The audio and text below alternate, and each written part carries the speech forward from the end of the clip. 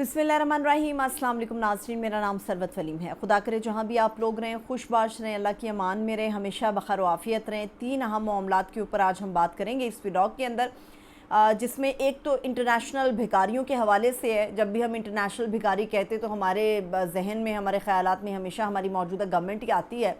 तो इंटरनेशनल भिखारियों की तो हम बात करेंगे, लेकिन इसके साथ साथ आज पूरे पाकिस्तानी मीडिया के ऊपर एक मजाक हुआ। दुनिया के सामने अपना भोंडा और घटिया तरीन इमेज हमने बिल्ड करने में कोई कसर नहीं छोड़ी। खावर मानिका के प्रेस कॉन्फ्रेंस की कुछ इसका पोस्टमार्टम करेंगे, मगर मैं जो शुरू करूंगी व्लॉग वो अभी से कुछ देर पहले एक ख़बर आई है, और वो ख़बर है इमरान खान साहब के केसेस के हवाले से।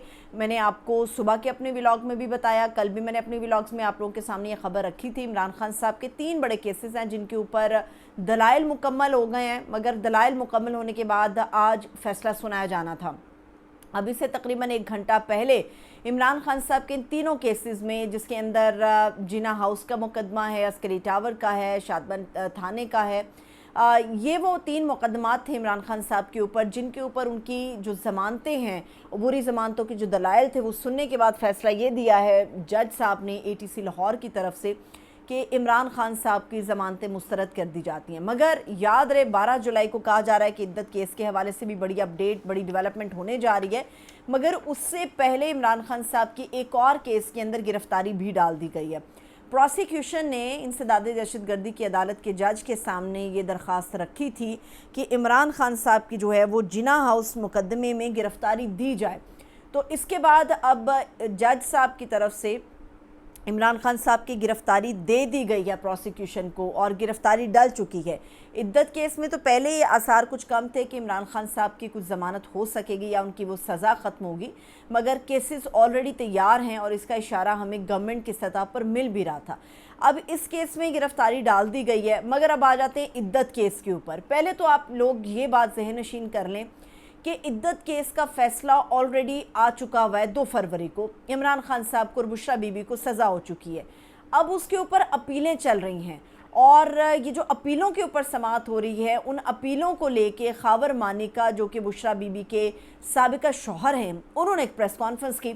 कुछ रोज़ पहले एक टेलीविज़न पर बैठी हुई थी, वो गालिबन कामरान शाहिद का टेलीविज़न प्रोग्राम था, जिसके ऊपर अज़मा बुखारी जो वज़ीर इत्तलात पंजाब हैं, सकाफ़त का, उन्हें अब एक्स्ट्रा एक इजाफ़ी कलमदान दे दिया गया, चार्ज दे दिया गया। अज़मा बुखारी ने उस वक्त ये कहा था कि ये मियाँ बीवी के आपस का मामला है, इससे ना तो पंजाब गवर्नमेंट का कुछ लेना देना है, ना ही हमारे मामलात का कुछ लेना देना है।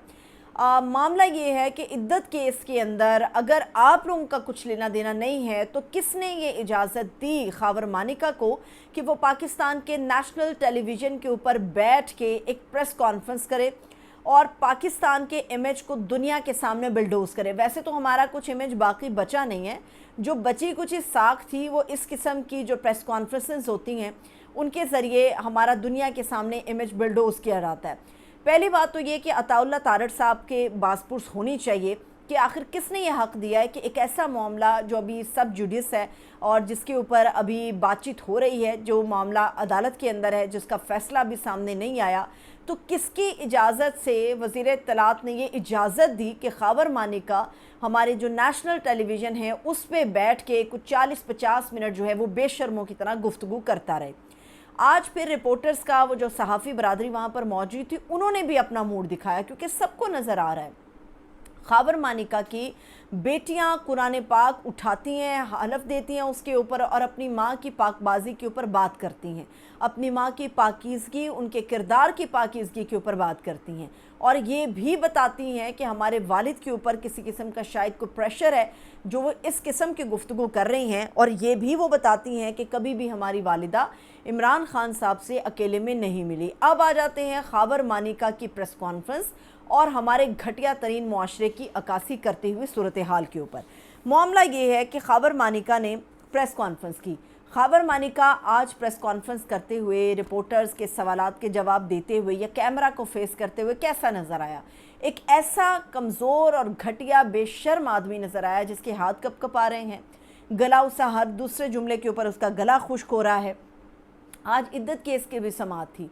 بات یہ ہے کہ ایک فیملی میٹر ہے، اس فیملی میٹر کے اندر آپ کے خاندان کے لوگ آنے چاہیے، جس میں بشرا بی بی کے اور خاور مانیکا کے جو اولاد ہے، ان کی جو بیٹیاں ہیں، ان کا جو بیٹا ہے، وہ سامنے آنا چاہیے۔ مگر آج گواہی کے طور پہ خاور مانیکا لے کر آئے اون چودھری کو۔ اون چودھری وہ جو کہ عمران خان کا خاص پی اے تھا، مگر پھر عمران خان سے بے وفائی کی، غداری کی اور مینڈیٹ چوری کے، ووٹرز کو ان کے ووٹ کو چوری کر کے آج کسی کرسی کے اوپر جا کر بیٹھ گیا۔ ایک ایسا آدمی جو عمران خان کا ٹیشو باکس لے کے اس کے بسکٹ سے اس کے چائے کا حساب رکھتا تھا، آج وہ شخص عمران خان کے خلاف ایک گواہ کی صورت میں عدت کیس میں خاور مانیکا کے ساتھ پیش ہوا۔ اب بات یہ ہے کہ میں سلمان صفدر صاحب کو سن رہی تھی، آپ لوگوں کے سامنے ایک قانونی رائے رکھتی ہوں جس سے آپ کو اندازہ ہوگا کہ یہ کتنا گھٹیا اور کتنا بوگس قسم کا کیس ہے جو سراسر عمران خان اور بشرا بی بی کے خلاف بے بنیاد طریقے سے بنایا گیا ہے۔ عدت کیس کا مسئلہ کیا ہے؟ ایک شوہر اپنی بیوی پر کیس کس صورت میں کر سکتا ہے؟ اب عمران خان صاحب کی اور بشرا بی بی نکاح میں شادی ہو چکی ہے اور پچھلے 6 سال سے وہ ایک دوسرے کے ساتھ ایک ہنسی خوشی ازدواجی زندگی گزار رہے ہیں۔ معاملہ یہ ہے کہ یا تو بشرا بی بی یہ الزام عمران خان صاحب کے اوپر لگا سکتے ہیں یا عمران خان صاحب بشرا بی بی کے اوپر لگا سکتے ہیں۔ اب دونوں کا نکاح ہو چکا ہوا ہے، سمجھ نہیں آ رہی کہ یہ مسئلہ میاں بیوی کے درمیان ہونا چاہیے، دھوکہ کس نے کس کو دیا۔ مگر خاور مانیکا کو 4 سال کے بعد ہوش آتا ہے کہ جی عدت کے اندر رہتے ہوئے میری بیوی نے جو ہے وہ نکاح کر لیا۔ آج وہ بار بار یہ پریس کانفرنس میں بات کر رہے تھے، آپ کو وجہ بتانی چاہیے کہ کیا ایسی جلدی تھی کہ عمران خان نے اور بشرا بیگم نے 39 دن کے بعد 40ویں دن جا کر جو ہے وہ نکاح کر لیا۔ حمل کی صورتحال اور عدت کے تقاضے کیا ہیں؟ عدت کا تقاضا یہ ہے کہ اگر عورت اپنی 3 ماہواریاں پوری کرتی ہے تو ایسی صورت میں وہ اس بات سے پاکیزہ ہو جاتی ہے اور وہ کسی دوسرے شخص کے نکاح میں جا سکتی ہے۔ مگر اسلام معتبر مانتا ہے اس گواہی کو جو کہ عورت بھی دیتی ہے۔ یہ تو آج خاور مانیکا اسلام اور آیتیں اور تمام فتوے سنا رہے تھے، مگر کیا خاور مانیکا ان علماء کے فتووں کو رد کر رہے ہیں جو عدت کیس میں عورت کی گواہی کو مقدم سمجھتے ہیں؟ ہمارے اسلام کے اندر بھی عورت کی گواہی مقدم سمجھی جاتی ہے۔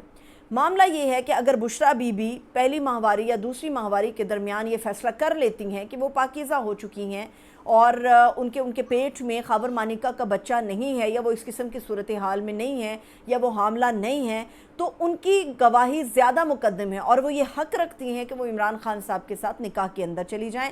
وہ عمران خان ہو یا XYZ کوئی بھی شخص ہو، ایک عورت کے پاس یہ رائٹ موجود ہوتا ہے۔ سپریم کورٹ آف پاکستان کے اندر بھی عورت اور عدت کے معاملے کو لے کر دنوں کا تعین کر دیا گیا ہے۔ عدت کیس یہ جو چل رہا ہے اس میں بشرا بی بی کی تمام میڈیکل رپورٹس بتا رہی ہیں، جس کے اندر بتایا جا رہا ہے کہ کتنی ماہواریوں کے بعد انہوں نے عمران خان صاحب کے ساتھ اپنا نکاح کر لیا، جو کہ شرعی لحاظ سے جائز بھی ہے اور مقدم بھی ہے۔ یہ جو کنفیوژن پیدا کی جا رہی ہے کہ انہوں نے اپنے عدت کے دن پورے نہیں کیے، انہوں نے جو شریعت کے لحاظ سے رکھے گئے ہیں، تو یہ بات طے ہے کہ اگر وہ ان ماہواریوں کے دور سے گزر چکی ہیں تو یہ ان کا حق ہے، قانونی بھی شرعی بھی، کہ وہ کسی بھی دوسرے شخص کے نکاح کے اندر جا سکتی ہیں۔ معاملہ یہ ہے کہ 4 سال تک آپ سوئے رہے، 4 سال کے بعد آپ کو ہوش آیا کہ آپ کی سابقہ بیوی نے اپنی عدت پوری نہیں کی۔ عدت پوری نہیں کی تو یہ مان لیتے ہیں چلیے یہ خدا کا اور اس کا معاملہ ہے، آپ مذہب کے کون سے ٹھیکیدار بن رہے ہیں؟ معاملہ یہ ہے کہ عمران خان صاحب جب تک دور کے اندر رہے، جب تک ان کے خلاف رجیم چینج نہیں ہوا، تو پاک پتن کی جو سب سے زیادہ انجوائمنٹ ہے وہ اثر و رسوخ کے حوالے سے بھی تھی، وہ غنڈہ گردی کے حوالے سے بھی تھی، وہ تو سارے انجوائے کی خاور مانیکا نے۔ کیا خاور مانیکا اس بات کا حساب نہیں دیں گے؟ آج انہیں کس بات کی ہوش اور کس بات کی تکلیف آ گئی ہے؟ اب ایک معاملہ اپیل کے اوپر ہے اور عدالت کے اندر ہے، تو یہ عدالت طے کرے گی۔ آپ نے اپنا کام کر دیا، اب یہ عدالت طے کرے گی کہ عمران خان یا بشرا بی بی کے خلاف کوئی فیصلہ دینا ہے یا ان کے حق میں فیصلہ دینا ہے۔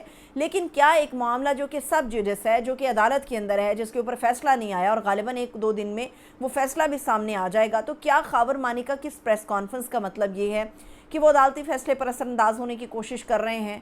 یہ بھی دیکھنا ہوگا۔ پھر انہوں نے جو آیت اور صورت اور ترجمے کے ساتھ چیزیں سامنے رکھیں، کیا ان تمام علماء کا، ان علماء کانفرنس کا جنہوں نے پورے فتوے جاری کیے ہیں عدت کے معاملے کو لے کر، دنیا پوری میں اس معاملے کے اوپر بحث ہو رہی ہے کہ ایک عورت اپنی گواہی دے چکی ہے، مگر پاکستان جیسے معاشرے کے اندر ایک عورت کی گواہی کو رد کرتے ہوئے اس کے سابقہ شوہر کے ذریعے سے اس کے اوپر جو ہے وہ کیس بنایا جا رہا ہے۔ اور تیسری اس کے بات یہ ہے کہ کیا میڈیا چینلز کے اوپر یہ نوٹسز نہیں آنے چاہیے عدالت کے؟ کیا میڈیا چینلز کی باز پرس نہیں ہونی چاہیے؟ کیا انہیں بلا کر نہیں پوچھا جانا چاہیے کہ کن احکامات کی بنیاد پر آپ نے ایک ایسا شخص اس کی پریس کانفرنس دکھائی خاور مانیکا کی، اور پھر صاف نظر آیا کہ جس طرح سے ان کی گفتگو ٹیڑھی تھی، ربط کے بغیر تھی، گلا ان کا خشک ہو رہا تھا، سمجھ نہیں آ رہی تھی۔ ایک آدمی، ایک ایسا بے شرم اور بے غیرت آدمی جو اپنی ایسی سابقہ بیوی جس سے اس کی اولاد ہے، جوان اولاد ہے، اس کے اوپر تہمتیں لگا رہا ہے، اس کے اوپر غلط بیان بازی کر رہا ہے، اس کے اوپر میڈیا کے اوپر آ کر بات کر رہا ہے۔ اتنا بے شرم اور بغیرت آدمی شاید ہی آپ کو دنیا کی تاریخ میں کوئی نظر آیا ہو جتنا خاور مانیکا کی شکل کی صورت میں آپ کو خاور مانیکا کی صورت میں دیکھنے میں مل رہا ہے۔ اب دیکھتے ہیں کہ عدالت اس کے اوپر کیا بڑا ایکشن لیتی ہے۔ عمومی طور پہ تو عدالتوں کو ایسی صورت میں ایکشن لینا چاہیے۔